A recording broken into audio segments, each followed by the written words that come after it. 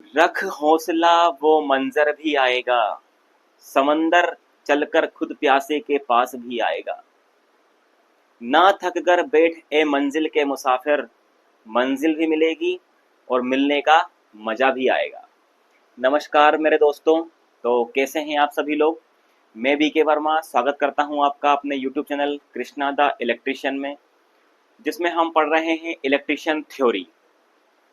तो इससे पहले हम पढ़ चुके हैं कुछ डीसी विद्युत नियम के बारे में, ठीक है, कुछ चुंबकीय पद पढ़े हमने, ठीक है, कुछ विद्युत चुंबक के बारे में पढ़ा, ठीक है।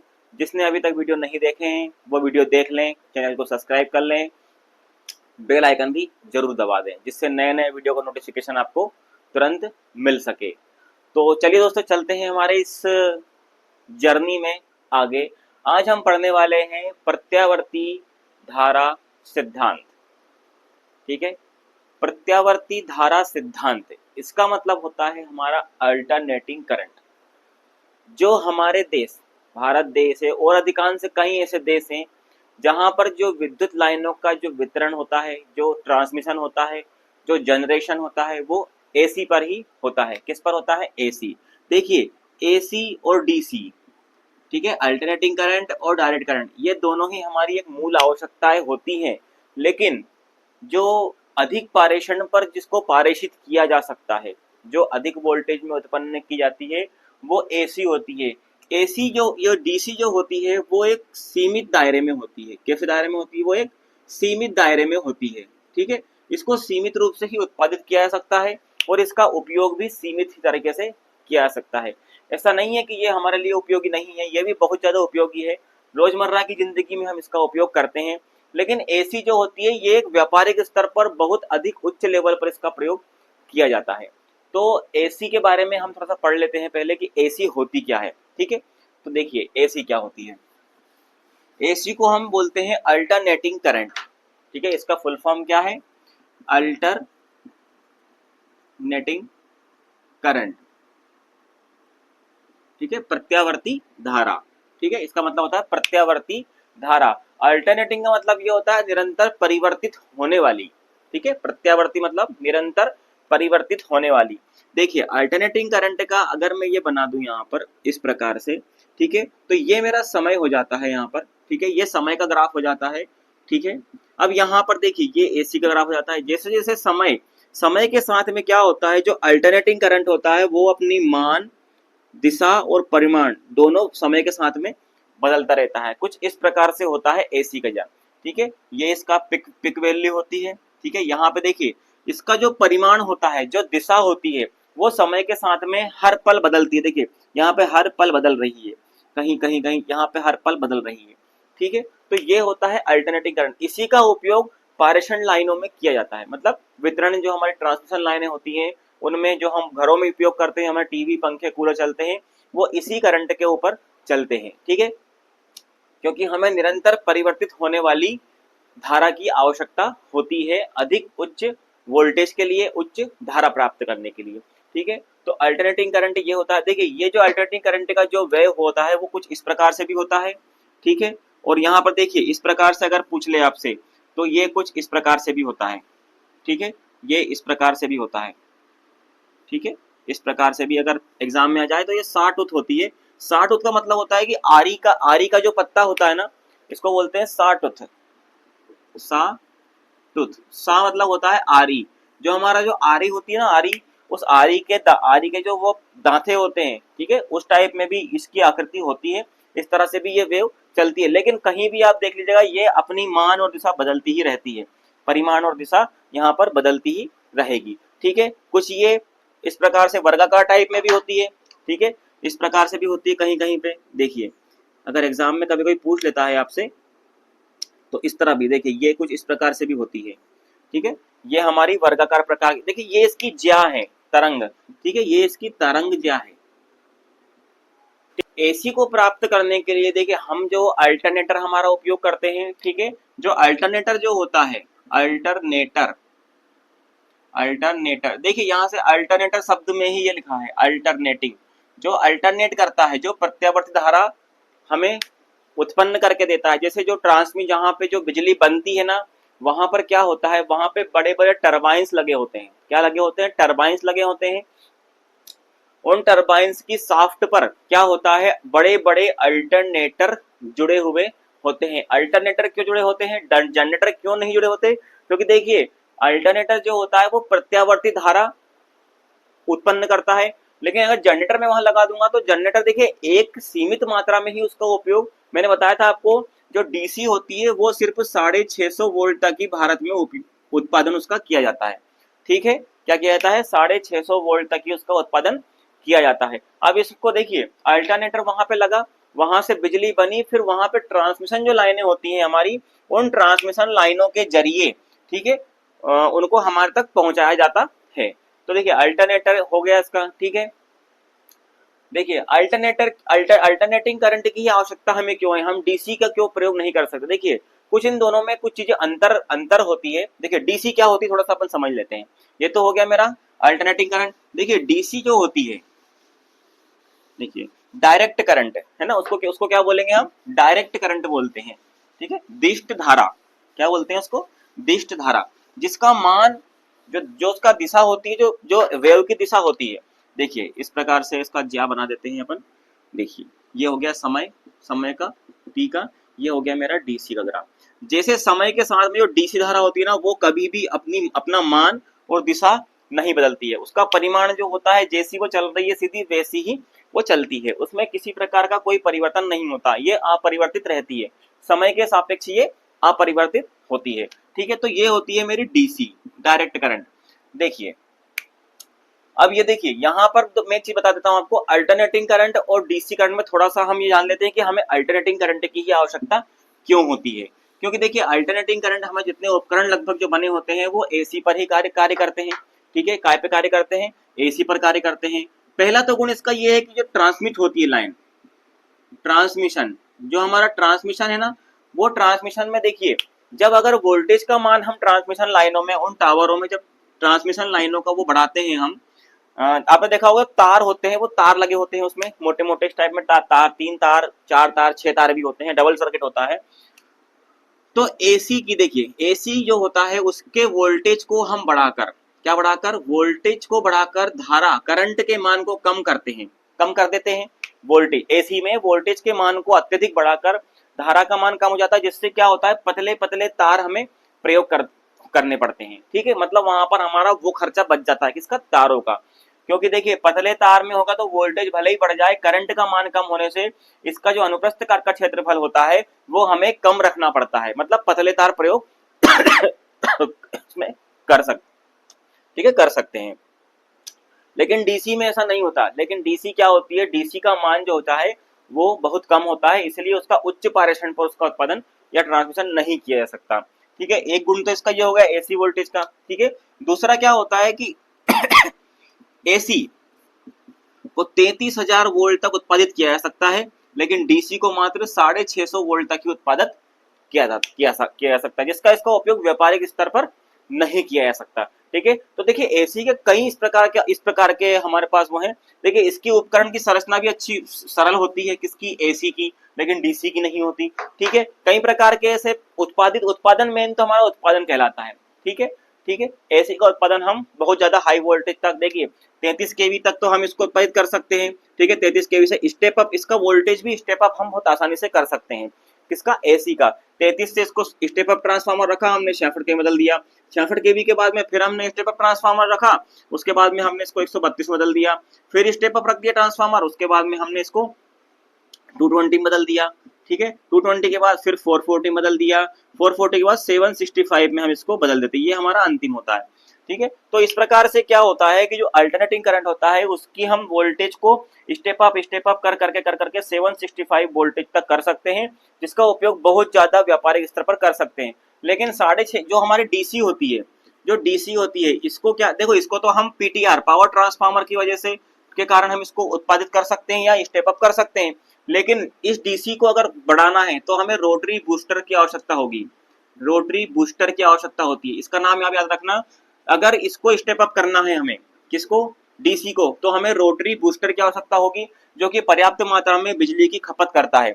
और इसको देखिए, इनको हमें वापस से कम भी करना है, तो हम स्टेप डाउन करके फिर से इसको 440, ठीक है, फिर से 132, 220, फिर 33, 11, ठीक है, 440 वोल्ट। इस प्रकार से स्टेप डाउन ट्रांसफार्मर के द्वारा इसको हम कम कर सकते हैं। लेकिन डीसी को बढ़ाने के लिए रोटरी बूस्टर प्रयोग किया जाता है, और अगर डीसी को हमें फिर कम करना है तो हमें उसमें प्रतिरोधक की आवश्यकता होती है। क्या आवश्यकता होती है? प्रतिरोधक की आवश्यकता होती है, जो पर्याप्त मात्रा में विद्युत खपत करता है। देखिए, प्रतिरोध अगर हम लगाएंगे तो वो सीधी बात है IR, वो वोल्टेज ड्रॉप करेगा, तो पर्याप्त मात्रा में वो विद्युत बल का, ठीक है, उपयोग करता है। लेकिन यहाँ पर इस ट्रांसमिशन में, इस एसी में ऐसा नहीं है। एसी को हम अत्यधिक मात्रा में करंट का मान कम करके, वोल्टेज को अत्यधिक बढ़ा करके, पतले पतले तारों का प्रयोग करके ट्रांसमिट कर सकते हैं, ठीक है। तो ये थोड़ा एसी और डीसी में कुछ अंतर होता है। ऐसा नहीं है कि डीसी बिल्कुल हमारे लिए कुछ नहीं है, कुछ चीजें ऐसी भी हैं जिसमें हम अल्टरनेटिंग करंट से उसका उपयोग नहीं कर सकते। जैसे मान के चलिए मैं बात करूं, आपकी बैटरी चार्जिंग हो गया, ठीक है, इलेक्ट्रोप्लेटिंग हो गया, उससे कुछ कुछ हमारी डीसी की जैसे मोटर कारें होती हैं, उनको हम डीसी से ही प्रयोग कर सकते हैं, एसी से प्रयोग नहीं कर सकते। जरूरत एसी की ही पड़ती है लेकिन, ठीक है। तो और कुछ एसी के डीसी के गुण होगा ये, तो जैसे डीसी में हम इलेक्ट्रोप्लेटिंग कर सकते हैं, ठीक है, बैटरी चार्जिंग इसमें डीसी में कर सकते हैं, इन्वर्टर में जो हम बैटरी लगाते हैं वो डीसी चार्जिंग होती है, फिर वो सप्लाई को फिर से हम एसी में बदल के हमारे घरों में प्रयोग करते हैं, ठीक है। तो ये एक स्टोरेज कर सकते हैं हम उस चीज का, लेकिन उसको हम डायरेक्ट बढ़ा नहीं सकते, ठीक है।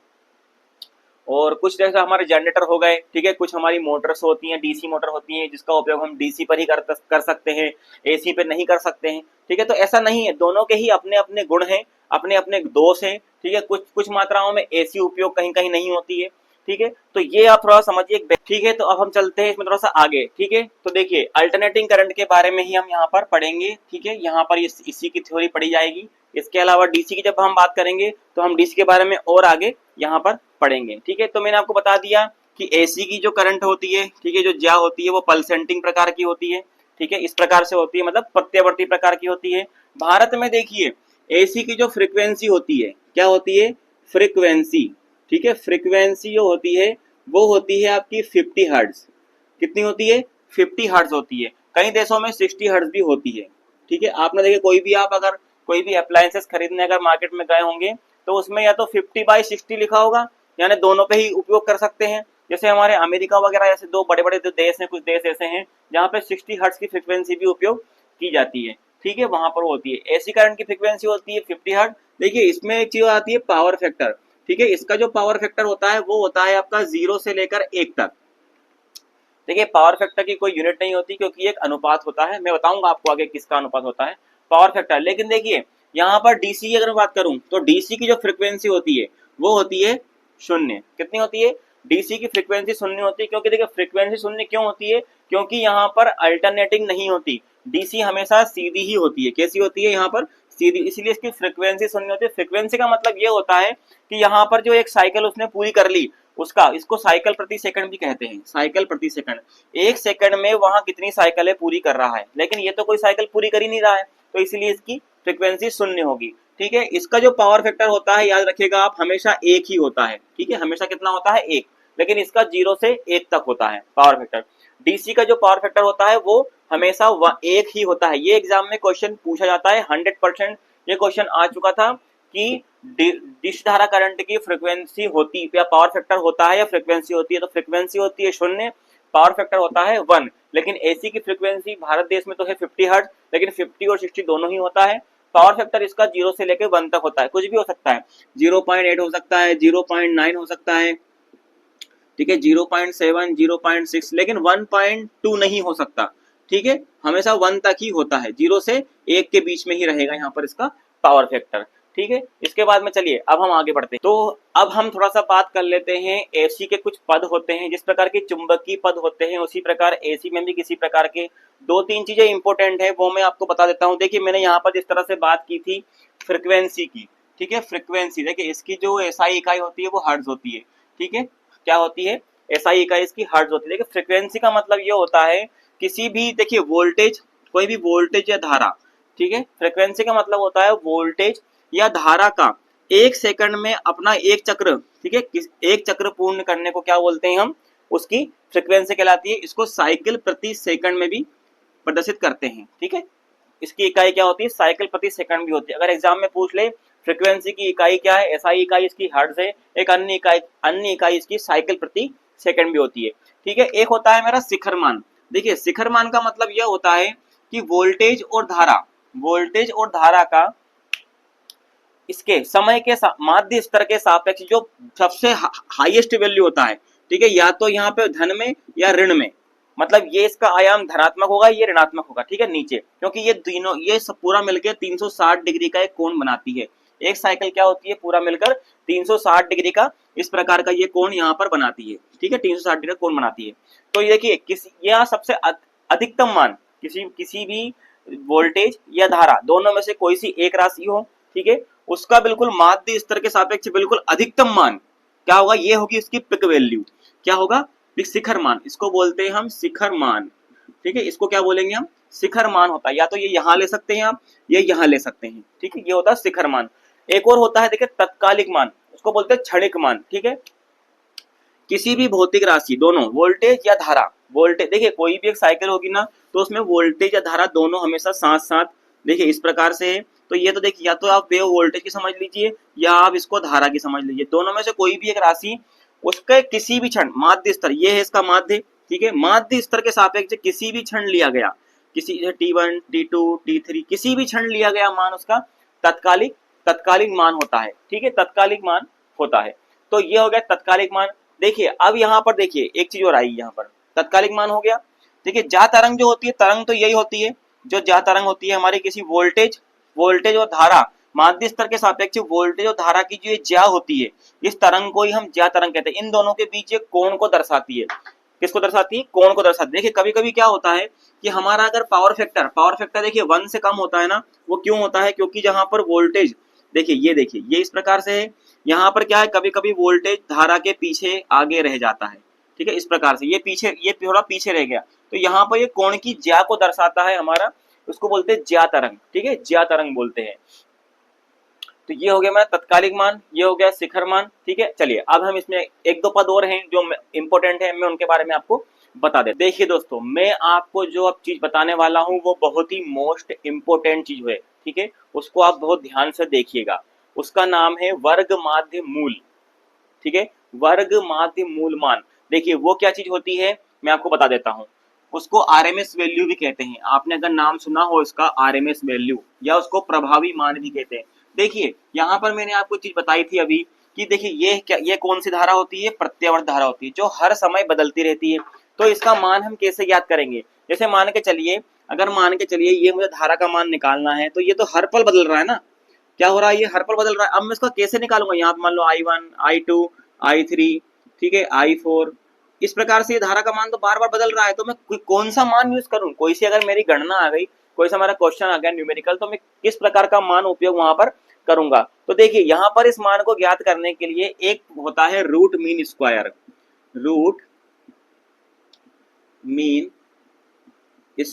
वैल्यू, ठीक है, यहाँ पर इसको बोलते हैं वर्ग माध्य मूल मान आरएमएस, या इसको बोलते हैं प्रभावी मान। देखिए प्रभावी मान क्या होता है या आरएमएस मान क्या होता है, आरएमएस मान या प्रभावी मान वो चीज होती है जो कि जितने समय में एसी उतने ही समय में जो डीसी होती है उतनी ही ऊष्मा उत्पन्न करती है। जितने सेकंड में एसी जो ऊष्मा उत्पन्न करती है, कोई भी कार्य हो रहा है, जैसे मैंने किसी भी एक साधन में या फिर कोई पदार्थ में या फिर किसी भी उपकरण में एसी दी और डीसी दी, तो यहाँ दोनों का ही बराबर मान होता है, ठीक है, वही होता है प्रभावी मान। यानी जितने समय में वो एसी उसमें जितनी ऊष्मा उत्पन्न करेगा उतना ही डीसी करेगा। तो ये एक प्रकार से डीसी का ही मान होता है, जिसको और अधिक गणनाओं में हम इसका आरएमएस मान ही उपयोग करते हैं। इसको कैसे निकालते हैं, इसमें क्या करते हैं, तत्कालिक मान होता है, हमारे क्षणिक मान होते हैं, उनका हम वर्गमूल निकालते हैं। क्या निकालते हैं, वर्गमूल निकाल के उनको कितनी संख्या में रही है उसका औसत से उसको डिवाइड कर देते हैं। देखिए इस प्रकार से यहाँ पे आरएमएस वैल्यू अगर मुझे निकालनी है, इसको बोलते हैं root mean square value. RMS value निकालनी है तो अंडर रूट में क्या करूंगा मैं, जो I1 है I1 plus I2 plus I3 ऐसे ऐसे करके मान लो कि चलिए IN तक गया, कहाँ तक गया, आई एन तक गया, डिवाइड में मैं क्या कर दूंगा, एन से डिवाइड कर दूंगा, एन मतलब कुल मानों की संख्या से मैं इसको डिवाइड कर दूंगा तो मेरी आरएमएस वैल्यू निकल आएगी। अब मैं आपको बता दूं ये वैल्यू कितनी होती है, देखिए ये एग्जाम में बहुत इंपॉर्टेंट क्वेश्चन आता है, ठीक है। तो रूट मीन स्क्वायर बदल समझ गया, परिभाषा क्या होती है, किसी भी अल्टरनेटिंग करंट, ठीक है, कोई भी अल्टरनेटिंग करंट या वोल्टेज दिए गए समय में उतनी ही ऊष्मा उत्पन्न करता है जितना कि उस दिए गए समय में डीसी उत्पन्न करेगी, ठीक है। तो ये क्योंकि देखिए ये परिवर्तित होती है, अब मैं इसका मान कौन सा वाला रखूं, I2 रखूं, I3 रखूं, I4 रखूं, मैं इसकी गणना नहीं कर सकता क्योंकि ये हमें हर समय परिवर्तित हो रही है, ठीक है, प्रत्यावर्ती, लेकिन डीसी का वही है। तो इसीलिए देखिए अगर मैं यहाँ पर धारा की बात करूं, IRMS प्रभावी मान की अगर मैं बात करूं तो वो होता है मेरा 0.707, ठीक है, आई मैक्सिमम, ये होता है धारा के लिए मैक्सिमम मान, ठीक है, प्रभावी मान या वर्ग माध्य मूल मान, ये होता है आरएमएस मान 0.707। और अगर मेरा वोल्टेज के लिए पूछे तो ई आरएमएस बॉटम में 0.707 ई मैक्सिमम, ठीक है, ये होता है। ये दोनों मान आपको याद रखना है क्योंकि ये पूछ सकता है कि बताइए अल्टरनेटिंग करंट में वर्ग माध्य मूल का मान कितना होता है। तो आई का मान अगर पूछे तो I R M S 0.707 maximum होता है, ठीक है, जीरो से कम ही होता है ये मान, ठीक है। E R M S 0.707 E maximum होता है। तो ये होता है मेरा रूट मीन स्क्वायर, ये बहुत इंपॉर्टेंट है, ये एग्जाम में आता है। अगर आपसे सूत्र पूछ ले कि आरएमएस वैल्यू निकालने का सूत्र क्या है तो आप सूत्र ये, आपको कोई भी वैल्यू दे दे, मान के चलिए आरएमएस मान की कोई भी तत्कालिक मानों की मान दे दें, 4 दे दे, 5 दे दे, 6 दे, 7 दे दे, 8 दे दे, तो यहाँ पे देखिए, यहाँ पे अगर ऐसा भी दे दे तो मैं यहाँ पे 8 7 15 20 और 6 26 30, 30 बटे 1 2 3 4 5, देखिए 30 का यहाँ पे पहले मैं वर्गमूल निकालूंगा, ठीक है, अंडरवुड में है ये, तो यहाँ पे जो भी वैल्यू मेरी आएगी वो जीरो से कम ही आएगी। हमेशा आप कोई सा भी क्वेश्चन आप अगर करेंगे तो उसकी वैल्यू हमेशा जीरो से कम ही आएगी, रूट मीन स्क्वायर की वैल्यू हमेशा जीरो से कम ही होती है, ठीक है। तो ये हो गया मेरा वर्ग माध्य मूल मान, ये एग्जाम में आता है, ये वैल्यू आप जरूर नोट कर लेना, ठीक है, 0.07707 आई मैक्सिमम, ई मैक्सिमम, ये वोल्ट ये धारा के लिए हो गया, धारा का आरएमएस मान हो गया, ठीक है, और ये वोल्टेज का आरएमएस मान हो गया, ये धारा का मान, ये वोल्टेज का मान, आरएमएस मान हो गया, ठीक है। तो ये हो गया मेरा आरएमएस वैल्यू। अब मैं एवरेज वैल्यू की ओर बात कर लेता हूं, देखिए इसी में ही मैं आपको बता देता हूं, देखिए यहाँ पे मैं एवरेज वैल्यू की बात कर लेता हूं, इसको हटा देता हूं, एवरेज वैल्यू की बात करता हूं, यानी कि औसत मान, ठीक है, ये तो हो गया आरएमएस मान, ये हो गया औसत मान। देखिए औसत मान, औसत मान देखिए आप यहाँ पर देख रहे हैं कि यहाँ पर एसी में हमेशा दो वेव होती हैं, एक होता है धनात्मक, ठीक है, एक होता है ऋणात्मक, हमेशा दो चक्र होते हैं, ठीक है। जब यहाँ धनात्मक होता है, ये होता है ऋणात्मक, तो प्लस माइनस मिलके आपस में एक दूसरे को क्रॉस कर देते हैं, मतलब उसका वैल्यू जीरो ही हो जाती है। तो देखिए दो चक्र हो गए, ये यहाँ से लेके यहाँ तक एक चक्र हो गया अर्ध चक्र, एक यहाँ से लेके यहाँ तक हो गया, ठीक है, ये हो गया। अब देखिए यहाँ पर औसत मान क्या होगा, कुछ नहीं होगा, सिर्फ इसको हटा दीजिए, ठीक है, यहाँ पर एवरेज वैल्यू कर दीजिए, यानी कि इसका मतलब ये हो गया कि किसी भी वोल्टेज, प्रत्यावर्ती वोल्टेज या प्रत्यावर्ती धारा के आधे चक्र में, कहां पे, यहां तक, आधे चक्र में तत्कालिक मानों का औसत, ठीक है, तत्कालिक मानों का औसत क्या कहलाता है, एवरेज वैल्यू कहलाता है। अब देखिए यहाँ पर एवरेज वैल्यू क्या होती है, एवरेज वैल्यू देखिए धारा की एवरेज वैल्यू अगर मुझे निकालना है तो धारा की एवरेज वैल्यू होती है IAWG AVG, एवरेज क्या होगी 0.637 I average maximum, sorry I maximum, ठीक है, ये हो गई मेरी धारा की एवरेज वैल्यू। आरएमएस वैल्यू क्या आती है 707, 0.7 मतलब जीरो से ही कम होगी, ठीक है। वोल्टेज की अगर मैं बात करूं तो वोल्टेज का देखिए ई एवरेज AVG 0.637 ई मैक्सिमम, देखिए ये जो वैल्यू होती है ये हो गया मेरा क्या हो गई एवरेज वैल्यू। आप जो भी मीटर यूज करते हैं, ठीक है, जो भी हम मापन यंत्र जो होते हैं अल्टरनेटिंग करंट के, अल्टरनेटिंग वोल्टेज के, वो हमेशा आरएमएस वैल्यू ही, आरएमएस और एवरेज वैल्यू ही बताते हैं, वो उनका वास्तविक मान ही बताते हैं, वो प्रभावी मान ही बताते हैं, क्योंकि उनके पास खुद नहीं होता कि, क्योंकि देखिए हमेशा निरंतर परिवर्तन होती है, एक सेकंड में ना जाने कितनी ही साइकिल घूम जाती है, ठीक है। तो इसीलिए ये प्रत्यावर्ती धारा होती है। इसका देखिए एवरेज मान मैंने आपको बता दिया, धारा के लिए एवरेज मान 0.637 आई मैक्सिमम, वोल्टेज के लिए ई एवरेज बराबर पर हो गया 0.637 ई मैक्सिमम। यही वैल्यू हमारे मापन यंत्र बताते हैं। अधिकतर क्या है, मापन यंत्र में औसत मान ही उसमें प्रयोग किया जाता है अधिकतर गणनाओं में। तो आधे चक्र में तत्कालिक मानों का औसत क्या कहलाता है, मेरा औसत मान कहलाता है। ठीक है, वोल्टेज धारा कोई सा भी हो। और पूरे में अगर मान लो मैं इसमें ऐसा कर दूं तो ये मेरा कौन सा मान निकल जाएगा, रूट मीन स्क्वायर, मतलब कि वर्ग माध्य मूल मान। ठीक है, वो होता है 0.707। ठीक है, तो ये चीज आपको याद रखना है। सेम कुछ नहीं करना, इसको अच्छे से देख लीजिए आप। वो हो गया मेरा आरएमएस वैल्यू, ये हो गया मेरा औसत मान। ठीक है, चलिए अब इसमें हम आगे चलते हैं पिक वैल्यू की। कौन से वैल्यू की, पिक फैक्टर, जिसको हम बोलते हैं पिक फैक्टर। देखिए पिक का मतलब मैंने आपको बताया था यहाँ पर, पिक फैक्टर क्या होता है। देखिए पिक फैक्टर या शिखर फैक्टर, कौन सा, शिखर फैक्टर।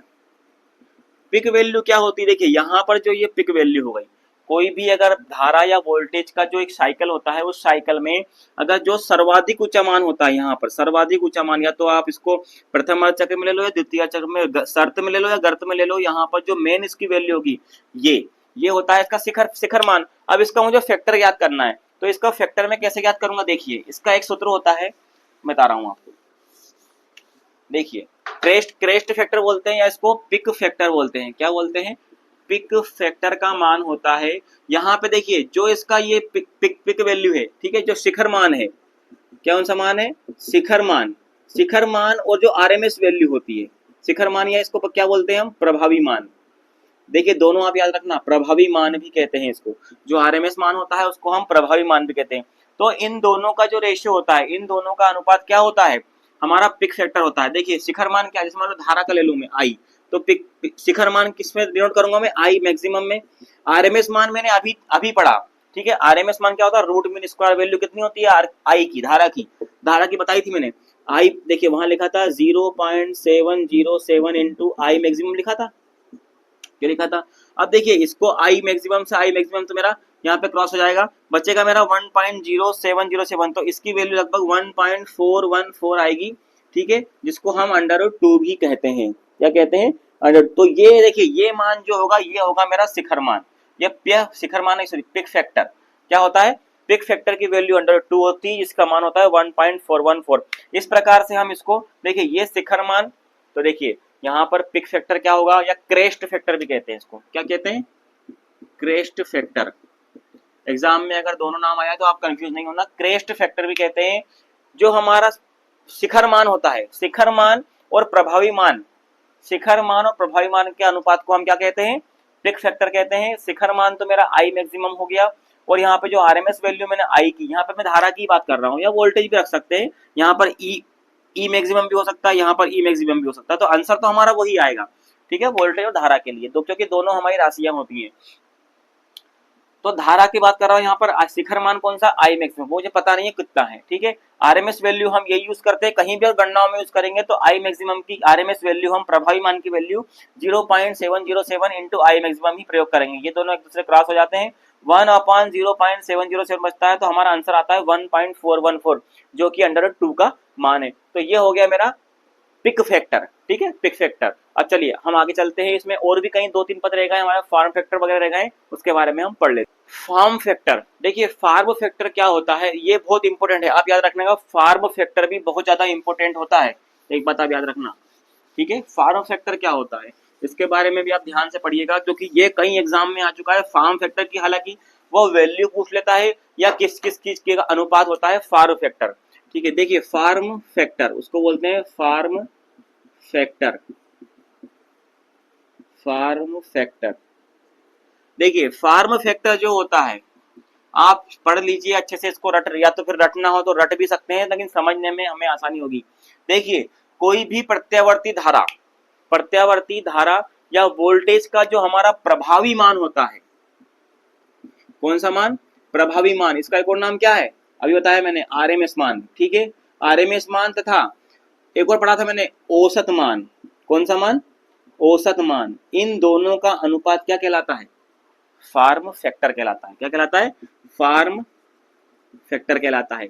देखिए प्रभावी मान मैंने पढ़ा, या तो देखिए आप धारा के लिए ले लीजिए या वोल्टेज के लिए ई के लिए ले लीजिए, दोनों ही उसी चीज के लिए, आंसर हमारा वही आएगा। ठीक है, जैसे मान चलिए मैं अब मैं लेता हूं यहाँ वोल्टेज के लिए, तो प्रभावी मान वोल्टेज के लिए क्या बताया था मैंने, देखिए यहाँ पर इसका मान मैं निकालूंगा तो देखिए ERMS जो वैल्यू मेरी निकल के आई थी वहां पे 0.707, ठीक है। ई मैक्सिमम देखिए आई की वैल्यू भी ले सकता था, लेकिन आई की वैल्यू भी लूंगा तो भी वो यही आएगी, ठीक है, मान हमारा वही निकलेगा। यहाँ पे एवरेज वैल्यू ले लूंगा मैं क्योंकि मुझे औसत मान भी चाहिए यहाँ पर 0.637 ई मैक्सिमम, ठीक है। अब इनकी ये जो दोनों वैल्यू है ये वैल्यू मैं यहाँ पर पुट कर देता हूँ, ठीक है। देखिए प्रभावी मान जो मेरा आरएमएस, इसको क्या बोलते हैं, ये आरएमएस मान भी है ना, तो ई आरएमएस देखिए 0.707 हो गया, 0.707 ई मैक्सिमम, ठीक है। अब हमें देखिए औसत मान क्या था 0.637 ई मैक्सिमम, ठीक है। यहाँ पे ई मैक्सिमम से ई मैक्सिमम क्रॉस हो जाएगा, ठीक है, दशमलव से दशमलव गई। इनका जब मैं सॉल्यूशन करूंगा तो इनका इसका आंसर आएगा 1.11, ठीक है, दशमलव के 2 अंक तक। तो मेरा फार्म फैक्टर, ठीक है, फार्म फैक्टर का आंसर क्या निकलेगा 1.11, ये हो गया फार्म फैक्टर। देखिए ये बहुत ही इंपॉर्टेंट है, ये पावर फैक्टर आपका जो है फार्म फैक्टर सॉरी, ये मोस्ट आईएमपी है, एग्जाम में इसका क्वेश्चन कई एग्जाम में आ चुका है, ठीक है। इसमें आपको फार्म फैक्टर पूछ सकता है कि फार्म फैक्टर का सूत्र क्या है, प्रभावी मान बटे औसत मान पूछ सकता है, ठीक है। फार्म फैक्टर में आपको उसकी वैल्यू पूछ सकता है कि वैल्यू इसकी क्या होती है, ठीक है। तो प्रभावी मान बटे औसत मान का क्या होता है, फार्म फैक्टर ये होता है, ठीक है। चलिए अब इसमें हम थोड़ा सा और आगे देख लेते हैं। यहाँ पे अब हम बात कर लेते हैं थोड़ा फेजों के बारे में, किसके बारे में, फेज के बारे में, ठीक है। फेज जैसे हम बोलते हैं ना सिंगल फेज, थ्री फेज, ये होता क्या है फेज। देखिए फेज क्या होता है, देखिए फेज के बारे में आपको बता दूं, फेज, ठीक है, FHASE फेज। देखिए ये क्या होते हैं, हम कहते हैं ना सिंगल फेज लाइन है, टू फेज लाइन है, कि आपके यहाँ थ्री फेज है, थ्री फेज कनेक्शन। तो वो जो फेज होता है ना, इसको देखो वैसे तो हम इस प्रकार से ये है ना, ये क्या फाइव होता है ना, इस फाइव से दर्शा देते हैं फेज को। लेकिन देखिए जो फेज होता है वो दो हमारी भौतिक राशियां होती हैं, जो प्रत्यावर्ती भौतिक राशियां होती हैं, वोल्टेज और आई, यानी वोल्टेज और धारा, इन दोनों के बीच में परस्पर स्थिति को दर्शाती है। क्या दर्शाती है ये, इन दोनों के बीच में परस्पर जो इनकी स्थिति होती है, इनकी जो कंडीशंस होती है उसको दर्शाती है फेज। ये इन फेज में है, आउट फेज में है कि बराबर है। जैसे कोण, इनके बीच में कोण की भी निर्धारण करती है ये, ठीक है, कि कितना आगे कोण का, कितना कितना पीछे चल रहा है। तो फेज वो होता है जो हमारा वोल्टेज और धारा इन दोनों के परस्पर स्थिति को दर्शाता है, उसको हम क्या कहते हैं, फेज कहते हैं। देखिए फेज कितने प्रकार के होते हैं हम बताएं आपको। फेज देखिए यहाँ पर अगर मैं फेज की बात करूंगा तो देखिए दो दो स्थिति होती है फेज की, एक होती है फेज इन फेज, दूसरा होता है आउट फेज। क्या होता है, आउट फेज। देखिए इन फेज का मतलब ये होता है, जैसे मैं एक ग्राफ बना दे रहा हूं यहाँ पर, देखिए इन फेज का ये समय के साथ ग्राफ है किसका, वोल्टेज और धारा का, ठीक है, ये समय के साथ ग्राफ है। यहाँ पर मैं मान के चलिए ये मेरा वोल्टेज है, क्या है ये मेरा वोल्टेज है, ठीक है, ये मेरा वोल्टेज। यहाँ पे देखिए धारा, अब मैं धारा का जब मैं बनाऊंगा तो आप देखना, ये मैंने बनाया धारा का मैंने ये ग्राफ बना दिया, सॉरी ये मैंने धारा का ग्राफ बना दिया यहाँ पर। अब इसकी परिभाषा आप समझिएगा, जब दोनों प्रत्यावर्ती भौतिक राशियां, जब प्रत्यावर्ती भौतिक राशियां वोल्टेज और करंट धारा आई एक ही समय में, कौन से में, एक ही समय में अपने शिखर मान, ठीक है, अपने शिखर मान पर पहुंचती है, ठीक है, कौन से मान पर, शिखर मान पर पहुंचती है, तो वो राशि इन फेज कहलाती है। क्या कहलाती है, इन फेज कहलाती है। यानी कि वोल्टेज और करंट दोनों देखिए एक ही साथ अपने शिखर मान पे पहुंची, ठीक है, यहाँ पे देख लिए, यहाँ पे दोनों जगह एक शिखर मान पे एक साथ पहुंचती है, तो उन्हें हम क्या कहते हैं, इन फेज कहते हैं, ठीक है। मतलब साथ साथ चल रही है, मैंने डॉटेड इसलिए बनाया है अलग से दिखाने के लिए इसके ऊपर, क्योंकि ये साथ में ही दोनों मिली हुई है, ठीक है। तो ये होती है इन फेज, यानी इनके बीच में किसी भी प्रकार का कोई कोण, थीटा कोण नहीं होता है, इनके बीच का कोण शून्य होता है। क्या होता है, कोण शून्य होता है। ये एक दूसरे के बीच में कोई कोण नहीं बनाती है। यहाँ पे ये जो कोण दिख रहा है आपको, ये कोई कोण नहीं है, ये इसके अंदर ही है, मैंने थोड़ी सी बाहर बना दी है इसको दिखाने के लिए, ठीक है। तो ये हो गई मेरी कौन सी राशि, इन फेज, ठीक है। ये भौतिक राशियां जो एक साथ अपने शिखर मान पर पहुंचेगी या नीचे बिल्कुल अपने अंतिम मान पर पहुंचेगी, बिल्कुल साथ साथ चलती है, वोल्टेज धारा दोनों पैरेलल में बिल्कुल एक साथ साथ चलती है, वो होता है मेरा इन फेज। इनके बीच में कोण का मान भी शून्य होता है। ठीक है, दूसरा होता है मेरा, देखिए इसी में बता देता हूं मैं आपको, आउट फेज। ठीक है, आउट फेज, देखिए इसको हटा देता हूं यहां से, क्योंकि अब ये ऐसी आकृति नहीं बनेगी, थोड़ी सी आकृति अलग हो जाएगी, वो मैं आपको बता देता हूं। देखिए आउट फेज, ठीक है, आउट फेज, ये देखिए वोल्टेज का ग्राफ बना है, मैं बनाता हूं अब करंट का ग्राफ, कुछ इस प्रकार से बनेगा वो। देखिए ये है मेरा करंट, कौन सा, ये।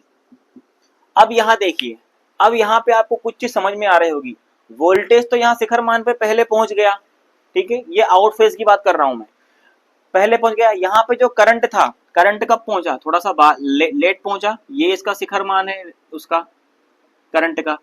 तो जब भौतिक राशियां मेरी जो प्रत्यावर्ती जो दोनों राशियां हैं, वोल्टेज और करंट, एक साथ अपने शिखर मान पर ना पहुंचे, कुछ थोड़े से समय अंतराल पर पहुंचे, या उनके बीच में थीटा कोण बने, कौन सा कोण बने, थीटा कोण बने, थीटा कोण बने, तो वो राशि होती है मेरी सॉरी आउट फेज राशि। कौन सी होती है, वो होती है आउट फेज में। यानी कि ये देखिए वोल्टेज पहले पहुंच गया शिखर मान पर, लेकिन ये बाद में पहुंचा, या फिर धारा पहले पहुंच जाएगी या वोल्टेज बाद में पहुंचेगा, कुछ भी मान लिया दोनों में से। तो यहाँ पर दोनों एक साथ साथ अपने शिखर मान पर नहीं पहुंचती है, थोड़ा सा समय अंतराल के बाद में अपने शिखर मान पर पहुंचती है, उसको हम आउट फेज राशि कहते हैं। देखिए आउट फेज राशि याद रखना आप, ये हो गया। देखिए आउट फेज राशि दो प्रकार से कार्य करती है। देखिए कैसे करती है, यहाँ बता देता हूं मैं आपको।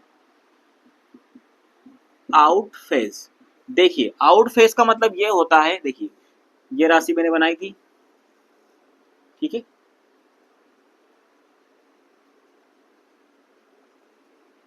ये इस प्रकार से है। देखिए ये मेरा वोल्टेज मान लीजिए, ये मेरे धारा का ग्राफ हो गया, ठीक है।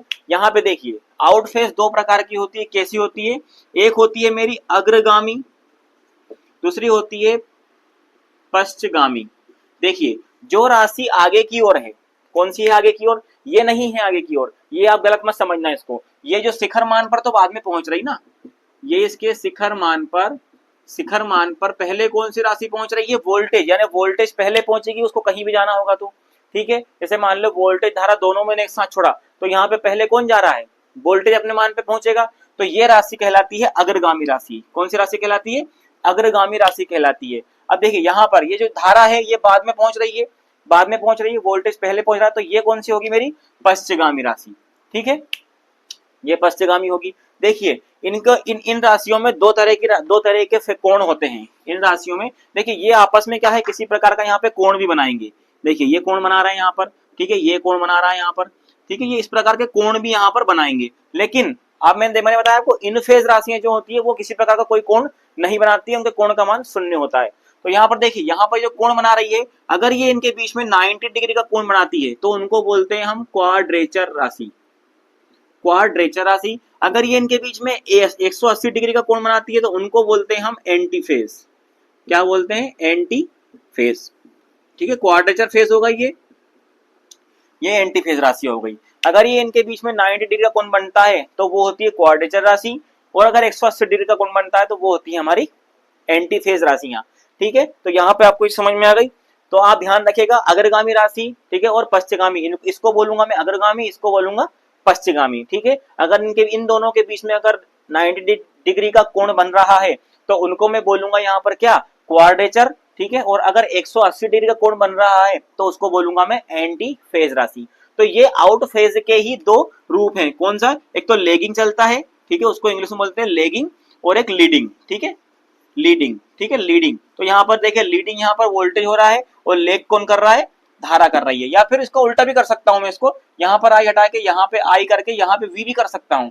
अब यहाँ पे क्या हो गई, धारा लीड करने लगी और यहाँ पर वोल्टेज लेग करने लगा, ठीक है, लेगिंग हो गया वोल्टेज, लीडिंग हो गई धारा। तो इस प्रकार से इनको देखो, इंडक्शन होता है जो मेरा, जो कैपेसिटर होता है वो इन्हीं के सिद्धांत पर कार्य करता है, लेगिंग, लीडिंग, पावर फैक्टर इसी पे डिपेंड करता है, ठीक है। पावर फैक्टर क्या होगा, यूनिटी होगा कि कम होगा कि ज्यादा होगा कि क्या होगा, वो अपन आगे पढ़ते हैं, ठीक है। तो ये हो गया फेज, इन्हीं को बोलते हैं हम लोग फेज, ठीक है। चलिए अब आगे बढ़ते हैं हमारी इसी चैप्टर में थोड़ा सा आगे। ये हमारा बेसिक कुछ थे जो आपको उनको याद करना है, ठीक है, उनको आपको पढ़ना है, समझना है। चलिए आगे अब हम चलते हैं, इसमें कुछ बात कर लेते हैं। जैसे हमारे चुंबकीय परिपथ होते हैं उस प्रकार इसमें भी कुछ परिपथ होते हैं, ठीक है, उन परिपथों के बारे में हम थोड़ा सा यहाँ पर पढ़ लेते हैं। देखिए, एक परिपथ होता है जिसका मैं बता रहा हूँ लिख के नाम अभी आपको, शुद्ध प्रतिरोधी परिपथ। शुद्ध प्रतिरोधी परिपथ का मतलब ये होता है कि जिसमें सिर्फ एक प्रतिरोध जुड़ा हो। कोई भी एक विद्युत परिपथ है मेरा, जैसे मान के चलिए ये है, इसमें मात्र कुछ नहीं है, सिर्फ ये जुड़ा हो, बस क्या जुड़ा हो, ये रेजिस्टेंस। जैसे मान के चलिए मेरा एक बल्ब, ठीक है, बल्ब, सिर्फ एक बल्ब हो, लैंप हो, या मेरा हीटर, हीटर नहीं कहेंगे क्योंकि उसमें कॉइल्स होती है, वो नहीं है। जैसे मान के चलिए कोई भी बल्ब जुड़ा है, या इमर्सन हीटर होता है जो, ठीक है, इमर्सन हीटर या हीटर भी ले सकते हैं, वो भी एक प्रतिरोधी है, ठीक है। तो जिसमें सिर्फ केवल एक प्रतिरोध जुड़ा हो उसको हम बोलेंगे शुद्ध प्रेरकी, शुद्ध प्रतिरोधी परिपथ, ठीक है, शुद्ध प्रतिरोधी परिपथ। ये क्या होता है, देखिए इसमें क्या होता है, इसमें केवल एक ये प्रतिरोध जुड़ा होता है, इसमें वोल्टेज और धारा दोनों क्या होती है, इन फेज में होती है। किस में होती है, इन फेज। इन फेज का मतलब ये होता है कि धारा और वोल्टेज दोनों एक ही साथ साथ अपने शिखर मान पर पहुंचेगी, ठीक है, अपने शिखर मान पर पहुंचती है अपने, और साथ साथ ही अपने लेटिट्यूड, इसको यहाँ पर एम्पलीट्यूड बोलते हैं, जो शिखर मान उस पर ये है, ठीक है। तो इन फेज में होने के कारण इसका पावर फैक्टर भी हमारा क्या होता है, 1 होता है, ठीक है। पावर फैक्टर क्या होता है, 1 होता है, यानी कि यूनिटी होता है। क्या होता है, यूनिटी, क्योंकि ये एक शुद्ध प्रतिरोधी परिपथ है, ठीक है। वोल्टेज और धारा एक साथ साथ अपने मानों तक पहुंचती है, ठीक है, शिखर मान पर पहुंचती है, चाहे वो प्रथम धन चक्र हो चाहे ऋण चक्र हो। तो इसीलिए ये क्या शुद्ध प्रतिरोधी परिपथ कहलाता है। इसको हम क्या है, इन फेज में कहते हैं, ठीक है। ये होता है शुद्ध प्रतिरोधी परिपथ, ठीक है। चलिए आगे पढ़ते हैं। अब इस परिपथ में हम विद्युत धारा की गणना कैसे करेंगे। देखिए, विद्युत धारा की गणना हम बता रहे हैं आपको कैसे करना है। देखिए, ओम के नियम के द्वारा ही हम विद्युत धारा की गणना करते हैं। V = IR होता है हमारा, ठीक है। अब देखिए, हमने अभी ये प्रतिरोध, ये हमने चैप्टर पढ़ा है, इसमें हमने देखिए V की जगह हमने E का प्रयोग किया है, ठीक है, IR, ठीक है, E का प्रयोग किया है। अब देखिए, यहाँ पर हम इसकी RMS वैल्यू ही उपयोग करते हैं। मैंने आपको बताया था डीसी परिपथों में भी हम जो ओम के नियम का उपयोग करेंगे, तो इसमें भी डीसी परिपथों की भांति उसका एक जो हमारा ये आरएमएस वैल्यू होती है वही प्रयोग की जाती है। तो देखिए, ई RMS अपॉन आर, ठीक है, आई की वैल्यू यहाँ पर हम इस प्रकार से यहाँ पर निकालेंगे, ठीक है। तो यहाँ पर देखिए, I इक्वल टू क्या होता है, ठीक है, यहाँ पर I इक्वल टू V/R होगा, ठीक है। अब यहाँ पर I की वैल्यू हमें निकालनी है, तो I की वैल्यू हम इस प्रकार निकाल सकते हैं, यहाँ पर आरएमएस मान रख के। और देखिए, यहाँ पे R को रखना हमें जरूरी है, ठीक है, क्योंकि हमें देखिए यहाँ पर प्रतिरोधी परिपथ है, इसलिए I की value E RMS upon R, इस प्रकार से हम निकाल सकते हैं। अब इसमें आप कैलकुलेशन करके देखिए E इक्वल टू IR भी रख सकते हैं दोबारा से, देखिए IR इक्वल टू R भी रख सकते हैं, ठीक है। तो यहाँ पर हम प्रतिरोध, यहाँ पर अगर धारा की हमें गणना करनी होगी तो हम इस प्रकार से इसको कर सकते हैं, ठीक है। ठीक है दोस्तों, फिर मिलते हैं, अभी के लिए इतना ही, मिलते हैं अपने नए वीडियो में इसी टॉपिक के पार्ट 2 में। ये पहला पार्ट यहाँ तक हो गया, इसका आप अच्छे से एक बार अध्ययन कर लीजिएगा, वीडियो को अच्छे से देख लीजिएगा, समझ लीजिएगा, क्योंकि आगे जो हम पढ़ने वाले हैं वो बेसिक जो हमने अभी पढ़ा हुआ है पीछे, वो पूरा हमें वहाँ पे काम आने वाला है, ठीक है दोस्तों। तो चैनल को सब्सक्राइब कर दीजिए, लाइक कर दीजिए, कोई डाउट हो तो कमेंट्स कर दीजिएगा। तब तक के लिए जय श्री राम, जय श्री श्याम, जय भारत।